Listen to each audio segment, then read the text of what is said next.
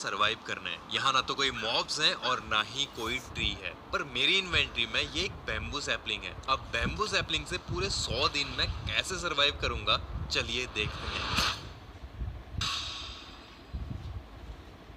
Spawn होते ही मैंने इस आइलैंड के खूबसूरत से सनराइज को एंजॉय किया, क्योंकि इसके बाद आगे का सफर थोड़ा सा मुश्किल होने वाला था। मैंने अपने इस इकलौते आइलैंड को थोड़ा सा एक्सप्लोर किया, पर जब मुझे कुछ काम की चीज नहीं दिखी तो मैंने अपनी इन्वेंटरी से उस सिंगल बैम्बू के सैपलिंग को निकाल लिया।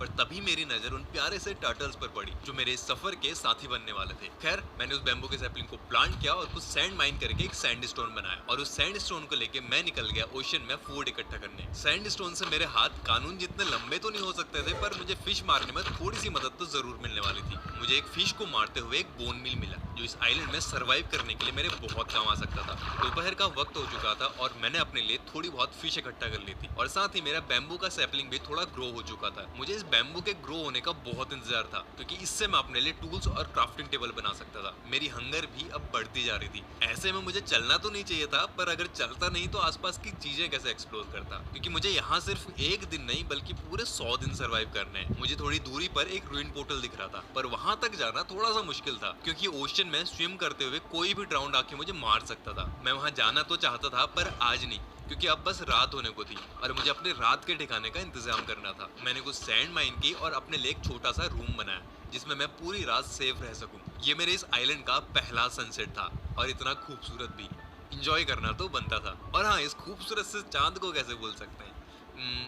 मैं उस वाले चांद की बात कर रहा हूँ जो मेरे पीछे है। इसके बाद मैंने खुद को उस कमरे में बंद किया और छत तोड़ के एक टावर बनाने लगा, क्योंकि रात के वक्त भी मुझे इस आइलैंड में कोई नहीं दिखाई दे रहा था। पर टावर में थोड़ा सा ऊपर चढ़ते ही मॉब्स स्पॉन होना स्टार्ट हो चुके थे, लेकिन मुझे तो बस यहीं खड़े होकर बोर होना था। थोड़ी ही देर में कुछ ऐसा हुआ जो मैंने बिल्कुल भी एक्सपेक्ट नहीं किया था। एक ज़ॉम्बी विलेजर मेरे आइलैंड पर स्पॉन हुआ था, और इस वक्त मेरी हालत ऐसी थी कि मेरे लिए उसको बचाना बहुत मुश्किल था। पर फिर भी मैंने नीचे उतरना स्टार्ट किया और सोचने लगा कि मैं उसको बचाने के लिए क्या कर सकता हूँ। मैं नीचे पहुंचा ही था कि तभी अचानक वो डिस्पॉन हो गया। खैर, इसी के साथ अगले दिन का सनराइज भी होने लगा था, और पहली रात भी मैंने इस सर्वाइवल आइलैंड पर सरवाइव कर ली थी। नीचे उतरकर मैं आइलैंड के आसपास स्केलेटन्स के बोन्स देखने लगा, लेकिन तभी पानी के अंदर से एक एरो उड़ता हुआ आया, जिससे मैं बाल बाल बचा था। अब तक मेरा बैम्बू भी ग्रो हो चुका था, इसलिए मैं जल्दी से बैम्बू के पास गया ताकि अपने लिए क्राफ्टिंग टेबल बना सकूं। पर जैसे ही मैंने बैम्बू से क्राफ्टिंग टेबल बनानी चाहिए तो मुझे पता चला कि माइनक्राफ्ट के इस अपडेट में बैम्बू प्लैंक्स बनाने के लिए मुझे क्राफ्टिंग टेबल चाहिए। अब बिना क्राफ्टिंग टेबल के तो मैं इस आइलैंड पर कुछ भी नहीं कर सकता था। खैर, मैंने उस सभी बैम्बू सैपलिंग्स को रिप्लांट किया और ओशन में निकल गया शिपरैक ढूंढने के लिए, क्योंकि वही सिर्फ एक जगह है जहाँ से मैं वुड काट के अपने लिए क्राफ्टिंग टेबल बना सकता था।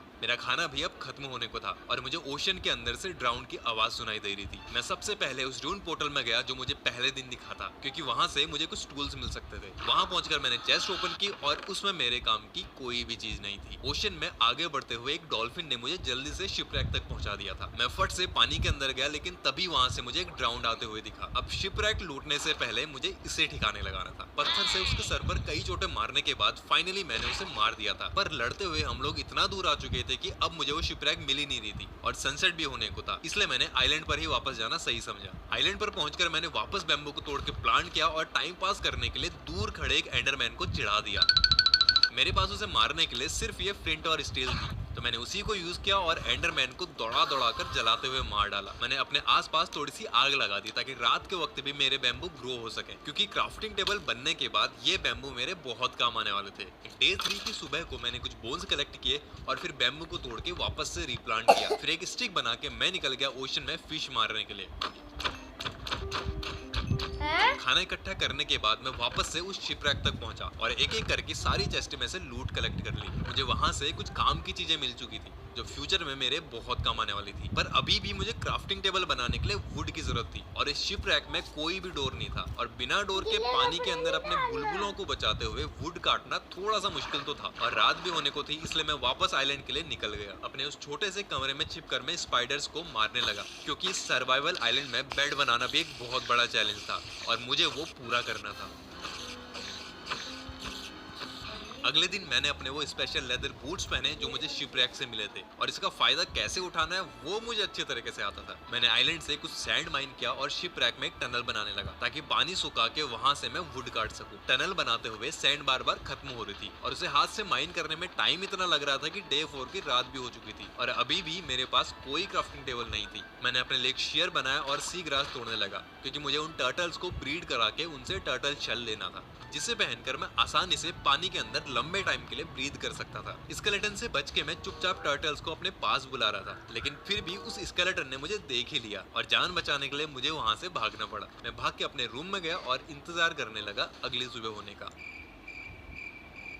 डे 5 को फाइनली मैंने उन टर्टल्स को ब्रीड कराया और आइलैंड से थोड़ी सी सैंड माइन करने के बाद मैं वापस शिपरैक के पास चला गया और अपना काम कंटिन्यू किया। सारा पानी ड्रेन करने के बाद मैं फाइनली अंदर गया और वुड कलेक्ट किया। उसके बाद बाहर आके मैंने अपने लिए एक क्राफ्टिंग टेबल बनाई और फिर आयरन की एक एक्स बनाई। अपने आइलैंड पर पहुंचकर मैंने सारे बैम्बू काटे, फिर एक चेस्ट बना के सारा आइटम उसमें डाल दिया। उसके बाद मैंने एक डोर बनाया और उसे अपने कमरे में लगा दिया। साथ ही मैंने एक हो और शील्ड भी बनाई। मेरे पास खाने के लिए अब कुछ भी नहीं बचा था, इसलिए रात में ही मैंने कुछ डर्ट माइन करके उसे ओशन के पास लगाया और उस सिंगल कैरेट को उसमें प्लांट कर दिया। उसके बाद बोन मिल को डर्ट में मारते हुए मैं वीट सीड्स ढूंढने लगा। जैसे ही मुझे एक वीट सीड मिला मैंने उसे भी प्लांट किया और फिर बचे हुए बोन मिल से कैरेट और वीट्स को ग्रो किया। और सारा बोन मिल खत्म करने के बाद आधी रात को कुछ गाजर खा के मैंने अपनी भूख को शांत किया। अब रात को सोने के लिए बेड तो मेरे पास नहीं था, इसलिए मैंने पास ही खड़े एक ज़ॉम्बी को अपने पास बुलाया, लेकिन उसके साथ साथ एक स्केलेटन भी पीछे पीछे वहां आ पहुंचा। मैं चाहता तो दोनों को एक झटके में मार सकता था, पर मुझे तो चाहिए था एंटरटेनमेंट, इसलिए करा दी ज़ॉम्बी और स्केलेटन की लड़ाई। You very चालाक bro.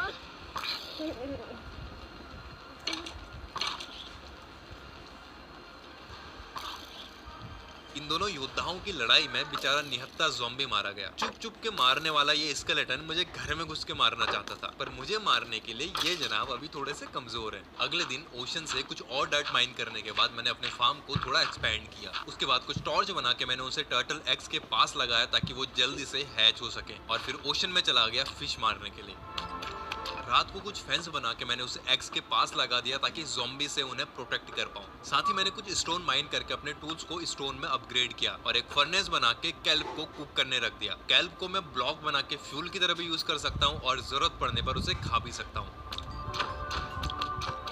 अगली सुबह को भी मैंने थोड़े से फिश को मार के इकट्ठा किया और फिर आइलैंड के किनारे ढेर सारे बैम्बू प्लांट करने लगा। उसके बाद अपनी राफ्ट में सेल करते हुए मैं एक शिपरैक ढूंढने के लिए निकल गया। थोड़ी देर में मैंने एक शिपरैक लूटी, फिर एक ड्राउन के अड्डे पर चला गया।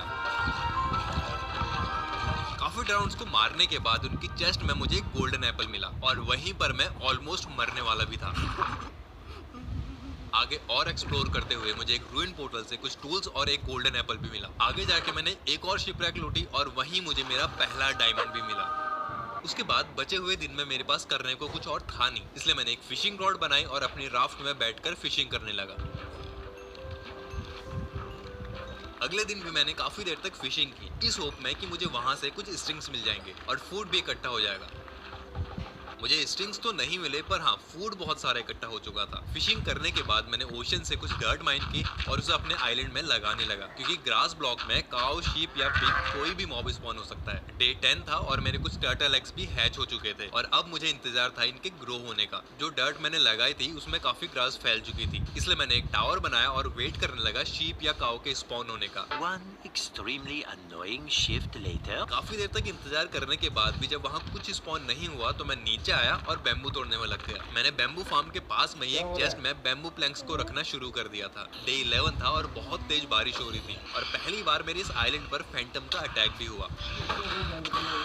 बैम्बू इकट्ठा करने में मैं इतना बिजी था कि मेरे टर्टल्स कब एडल्ट बन गए मुझे पता ही नहीं चला, और इतने दिनों की मेहनत के बाद मेरे हाथ में कुछ भी नहीं आया। मैं पूरी कोशिश कर रहा था शिप्स को स्पॉन कराने के लिए, इसलिए अपने आइलैंड से दूर मैं राफ्ट में बैठ के फिशिंग करने लगा था ताकि कोई भी मॉब वहाँ पर स्पॉन हो सके। पर ना तो कोई शिप वहाँ पे स्पॉन हुई और ना ही फिशिंग से मुझे कुछ स्ट्रिंग मिल रही थी। डे 12 को मैंने एक माइन पर काम करना शुरू कर दिया, क्योंकि अगर मुझे कोई माइन शाफ्ट मिल गई तो फिर स्ट्रिंग्स की तो लॉटरी ही लग जाएगी। मुझे काफी सारा कोल और आयरन तो मिल चुका था, पर माइन शाफ्ट का अभी भी इंतजार था। Y-58 पर पहुंचकर मैंने एक चेस्ट बनाई और उसमें सारे डीप स्लेट और बाकी का आइटम्स रख दिए, जो आगे जाके मेरे बेस बनाने के काम आएंगे। और फिर जाके मैंने डायमंड्स के लिए माइनिंग स्टार्ट कर दी। कुछ देर माइनिंग करने के बाद मैं एक केव में पहुंचा और वहां मुझे कुछ डायमंड्स मिले।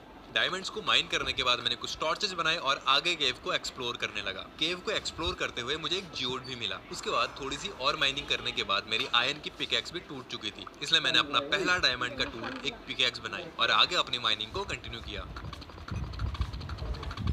डे 15 को 11 डायमंड के साथ वापस आइलैंड पर आकर मैंने फिर से बैम्बू इकट्ठे करने स्टार्ट कर दिए और रात को अपनी राफ्ट लेके पानी में जाके मैं शिप्स के स्पॉन होने का वेट करता रहा। अगले दिन एक अंडर वाटर रूइन से मुझे काफी सारा कोल और एक फिशिंग रॉड मिली जिसमें मेंडिंग लगी हुई थी। आइलैंड पर वापस आके मैंने अपने क्रॉप्स को तोड़ के दोबारा से प्लांट किया और अब धीरे धीरे मेरे खाने की प्रॉब्लम भी खत्म होने लगी थी। उसके बाद फ्री टाइम में मैं अपने राफ्ट में बैठ के फिशिंग करने लगा। रात को मैंने एक बार फिर से उन टर्टल्स को ब्रीड कराने के लिए उन्हें सी ग्रास खिलाया क्योंकि पहले के सारे एग्स हैच हो चुके थे और मुझे कुछ भी नहीं मिला था। डे 17 को मैंने अपने नए टर्टल एग्स को फेंस की हेल्प से सिक्योर किया। कुछ देर में मुझे मेरे आइलैंड पर एक वॉन्डरिंग ट्रेडर मिला। मैं भाग के उसके पास गया और उसकी ट्रेड्स देखी क्योंकि वॉन्डरिंग ट्रेडर ही मुझे इस आइलैंड पर ट्री सैपलिंग और शुगर केन दे सकता था, पर इस बार उसके पास कोई भी सैपलिंग नहीं थी। मैंने उस वॉन्डरिंग ट्रेडर को मार दिया ताकि आने वाले दिनों में और भी वॉन्डरिंग ट्रेडर स्पॉन हो सके। उसके बाद एक बार मैं फिर से डायमंड माइनिंग के लिए चला गया। मैंने काफी देर तक माइनिंग की पर मुझे एक भी डायमंड नहीं मिला। रात को अपने रूम में आके मैंने आयरन से अपने आधे अधूरे आर्मर सेट को कंप्लीट किया। नेदर जाने के लिए यह परफेक्ट तो नहीं था पर पहले से काफी बेटर था। उसके बाद मैंने एक बकेट और एक फ्लिंट और स्टील बनाई और फिर अगले दिन एक न्यू डायमंड पिकैक्स बना के मैं केव में ऑब्सीडियन माइन करने के लिए चला गया। केव में पहुंचकर मैंने लावा पूल को ऑब्सीडियन में कन्वर्ट किया और फिर माइन करने लग गया। वापस आते वक्त मुझे स्टेयर के पास एक एंडरमैन की आवाज आ रही थी, इसलिए मैं वहां माइन करने लग गया क्योंकि मुझे उस केव तक पहुंचना था। मैंने अपने सबटाइटल्स ऑन किए और फिर माइन करते हुए केव तक पहुंच गया। वहां मैंने एक स्केलेटन को मारा और फिर केव को लाइट अप करने लगा। साथ ही मैंने एक राफ्ट बना के उस एंडरमैन को उसमें बिठाया और बाहर डाला। इस केव में मुझे काफी सारा आयरन दिख रहा था। एक एक करके मैं सारे आयरन को माइन करने लग गया। केव को एक्सप्लोर करते हुए मुझ पर एक ज़ॉम्बीज का ग्रुप अटैक करने आया था और तभी मुझे पता चला कि यहाँ पर एक ज़ॉम्बी स्पॉनर है। स्पॉनर पर पहुंचकर मैंने टॉर्च लगा के उसे डीएक्टिवेट किया और फिर चेस्ट ओपन की। उसमें मेरे लिए सबसे इम्पोर्टेंट था वो स्ट्रिंग्स। मैंने उसमें से सब कुछ अपनी इन्वेंट्री में रखा और फिर दूसरी चेस्ट को ओपन किया। उसमें भी मुझे कुछ स्ट्रिंग्स मिले पर एक स्पेशल आइटम था जो मैं इस न्यू अपडेट की वजह से मिस कर गया था और वो था एक गॉड एप्पल, क्योंकि वो ज्यादा ग्लो नहीं कर रहा था। पर जैसे ही मैंने उसका नाम पढ़ा मैं शॉक्ड हो गया। भाई साहब ये क्या मिल गया, गॉड एप्पल ज़ॉम्बी स्पॉनर में, इतना रेयर आइटम। इस एक ज़ॉम्बी स्पॉनर से मुझे बहुत कुछ मिल चुका था। वापस आके मैंने सारे स्ट्रिंग्स को वूल में कन्वर्ट किया और अपने लिए एक बेड बनाया। डे 18 की रात थी और मैं पहली बार इस वर्ल्ड में सो रहा था। डे 19 को भी बहुत तेज बारिश हो रही थी और मेरे वो टर्टल एग्स भी अभी हैच नहीं हुए थे। मैंने अपने फार्म में जाके क्रॉप्स को तोड़ के फिर से सो किया और फिर वापस आके देखा तो मेरे वो एग्स हैच हो चुके थे। मैंने बाकी के एग्स को भी देखा पर वो अभी हैच नहीं हुए थे। मैंने कुछ कैल्प ब्लॉक बना के आयरन को स्मेल्ट करने रखा, फिर एक चेस्ट बना के सारा आइटम उसमें डाल दिया। उसके बाद सी ग्रास लेके मैं उन बेबी टर्टल्स को फीड कराने लगा क्योंकि इस बार मुझे उनके स्क्यूट्स को मिस नहीं करना था। और फाइनली मेरे बेबी टर्टल्स एडल्ट हो चुके थे और मुझे उनके स्क्यूट्स भी मिल चुके थे। लेकिन टर्टल शेल बनाने के लिए मुझे 5 स्क्यूट्स की नीड थी और अभी मेरे बाकी के एग हैच नहीं हुए थे। उसके बाद मैंने एक इंचेंटमेंट टेबल बनाई और एक बुक शेल्फ बना के डायमंड के एक शोवल बना के उसे इंचेंट किया और फिर थोड़ी देर सैंड माइन की। अगले दिन मैंने एक पोर्टल बनाया, फिर एक न्यू शील्ड बना के पोर्टल को लाइट अप किया और नेदर में एंटर कर गया। मेरा नेदर स्पॉन बहुत ही बेकार था क्योंकि आसपास का पूरा एरिया ब्लॉक था और ऊपर से मैं एक बेसॉल्ट बायोम में था। मैंने एक डायरेक्शन में एक टनल बनाते हुए उसे खोदना स्टार्ट किया ताकि एक ओपन एरिया तक पहुंच सकूं, क्योंकि वहीं पर ही मुझे फोर्ट्रेस मिल सकती थी। तो गाइस मुझे इस एरिया में तो कुछ भी नहीं मिला। अब वापस जाके मुझे किसी और डायरेक्शन में माइन करना पड़ेगा। दूसरी डायरेक्शन में भी मुझे कोई ओपन एरिया नहीं मिला, इसलिए मैं थर्ड डायरेक्शन में माइन करने लगा। थर्ड डायरेक्शन में भी मैं काफ़ी देर से माइन कर रहा था और मुझे कुछ भी नहीं दिख रहा था। लेकिन तभी मुझे माइन करते हुए एक ब्लेज की साउंड सुनाई दी। मैंने अपने सबटाइटल्स देखे और मैं एकदम सही डायरेक्शन में माइन कर रहा था। मैंने थोड़ा सा और माइन किया और मैं डायरेक्ट एक ब्लेज स्पॉनर पर जाके पहुंचा। वो पूरी फोर्ट्रेस ही बरीड थी। उसके बाद मैंने काफ़ी सारे ब्लेजेस को मारा और फिर आगे फोर्ट्रेस को एक्सप्लोर करने लगा। वहीं कुछ विदर स्केलेटन्स को मारने पर मुझे एक विदर हेड भी मिल चुका था। खैर अभी तो मुझे इसकी कोई जरूरत नहीं है, पर मिल गया है तो डेकोरेशन के काम ही आएगा। उसके बाद मैंने वहां से नेदर वॉट कलेक्ट किया और फोर्ट्रेस में चेस्ट ढूंढने लगा। वहां जितनी भी चेस्ट थी उसमें मुझे कुछ खास लूट मिली नहीं, इसलिए डे 21 को मैं वापस आइलैंड के लिए निकल गया। अगले दिन मैंने एक चेस्ट बना के नेदर से लाए हुए आइटम्स को उसमें डाला और फिर बैम्बू फार्म में जाके बैम्बू तोड़ने लग गया। मेरी एक पूरी सिंगल चेस्ट बैम्बू प्लैंक से भर चुकी थी। उसके बाद मैंने ब्लेज रॉड से एक ब्रूइंग स्टैंड बनाया और फिर उसमें बॉटल्स डाल के वाटर ब्रीदिंग पोशंस बनाने रख दिए। पोशन बनाते बनाते शाम हो चुकी थी और नेदर में फाइट करते हुए मेरी गोल्ड की लेगिंग भी खराब हो चुकी थी, इसलिए मैंने अपने लिए आयरन की एक लेगिंग बनाई और फिर सारी तैयारी करने के बाद अगली सुबह निकल गया ओशन मॉन्यूमेंट में रेड करने के लिए। मॉन्यूमेंट से पहले ही मैंने अपनी रेंडर डिस्टेंस को 2 पर सेट कर लिया था, जिससे 2 चंक के बाहर के सारे मॉब्स फ्रीज हो चुके थे। इससे मॉन्यूमेंट में रेड करते हुए मुझे थोड़ी हेल्प तो जरूर मिलने वाली थी। मैं डायरेक्ट मॉन्यूमेंट के पीछे गया जहां पर गोल्ड ब्लॉक्स थे, पर वहां पहुंचते ही मुझे माइनिंग फटीग मिल चुका था। मॉन्यूमेंट के पिछले हिस्से में गोल्ड रूम किसी भी रैंडम जगह पर हो सकता है और मैं माइनिंग फटीग के खत्म होने का वेट तो नहीं करना चाहता था, इसलिए मैंने अपने नीचे उस ब्लॉक को माइन करना स्टार्ट कर दिया। काफी देर तक माइन करने के बाद फाइनली वो ब्लॉक टूट चुका था और मेरे नीचे ही गोल्ड रूम था। मैं अपनी राफ्ट को थोड़ा सा दूर लेके गया और माइनिंग फटीग के खत्म होने का इंतजार करने लगा। माइनिंग फटीग के खत्म होते ही मैं वापस आया और जैसे ही मैंने गोल्ड ब्लॉक के ऊपर का ब्लॉक माइन किया तभी मुझे फिर से माइनिंग फटीग मिल गया और अब दोबारा से इंतजार करने के अलावा मेरे पास कोई और दूसरा रास्ता नहीं था। अगले दिन फिर से मैं वहां पर गया और इस बार मैंने वहां से सारे गोल्ड ब्लॉक्स माइन कर लिए। उसके बाद मैं एक और मॉन्यूमेंट गया और इस बार बिना माइनिंग फटीग के मैंने बड़े आराम से सारे के सारे गोल्ड ब्लॉक्स को माइन कर लिया था। तो वापस आते वक्त मैंने एक अंडर वाटर रूइन लूटा, फिर एक रूइन पोर्टल से 2 गोल्ड ब्लॉक्स माइन किए और साथ ही अपने आइलैंड